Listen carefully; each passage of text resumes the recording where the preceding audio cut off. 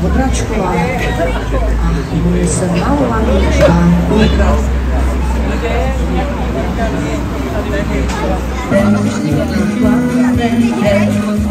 chvíľavé zvěstí, malované štěstí, sám si ven, si sám si ven,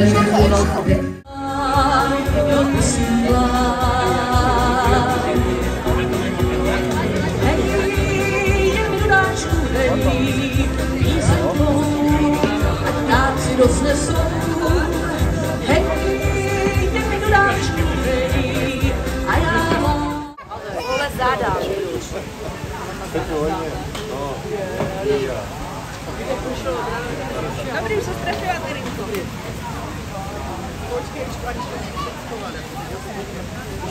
Paní ředitelko, řekněte nám, co vše vlastně Charita Studenka zajišťuje.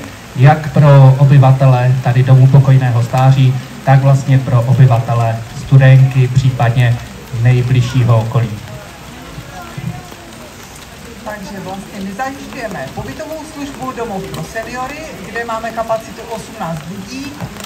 18 seniorů zde bydlí a tráví zde svůj čas. Potom vlastně máme terénní službu pečovatelskou, která jezdí po území Studenky a okolních obcí. A jezdíme i v dešti, takže my jsme na takové počasí zvyklí a jsme na to připraveni.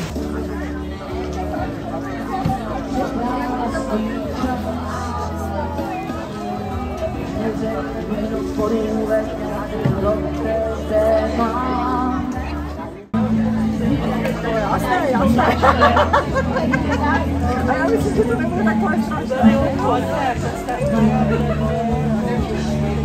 Letí je tam dobře, ale zimně, ale... No ten jo, protože bylo moc. Takže já už toho jako jel jsem doma, tak proč bych to měla dávat, že to člověk měl platit do středy. No, do středy už pomoct.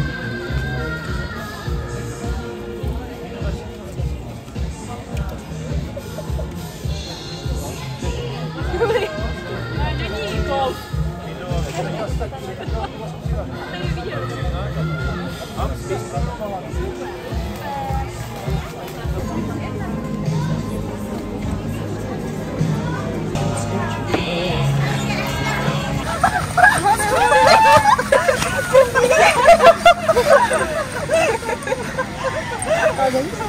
Není to takové jednoduché, jak to vypadá.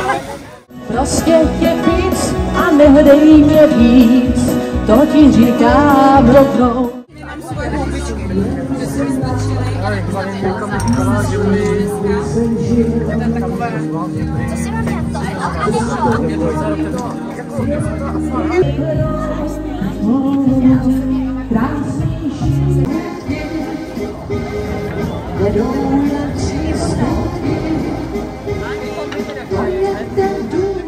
Takže naše Charita ve Studence letos slaví 30 let od jejího založení, kdy vlastně v březnu roku 1992 založil arcibiskup Graubner ještě v olomoucké arcidiecézi.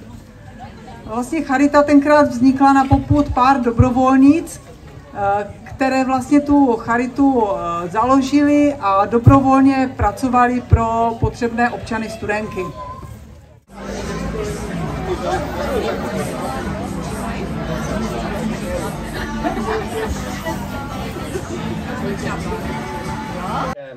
Takový jsem já, protože kdo se v takovém dešti nechá zmalovat, to chce samozřejmě odměnu. Prosím, prosím, prosím, prosím. Já už byl tolikrát zmalovaný. A nikdo mi nic nedal. Prosím. Skoro jo. Už je velká. No. A tu hlavní cenu... Magda! Jarka! Jarka! až slova.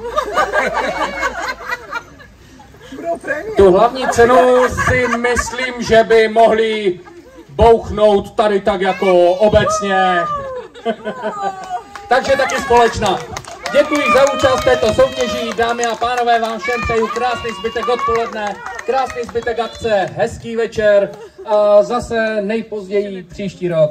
Nashledanou.